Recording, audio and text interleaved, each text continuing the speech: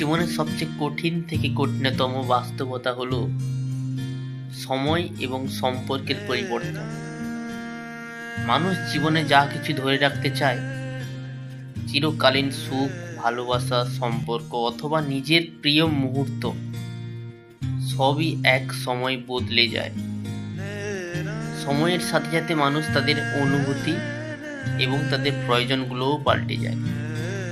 এই পরিবর্তন মেনে নেওয়া, প্রিয়জনের দূরে চলে যাওয়া অথবা নিজের ইচ্ছার বিরুদ্ধে বাস্তবতার সাথে খাপ খাওয়ানো জীবনের সবচেয়ে কঠিন চ্যালেঞ্জ।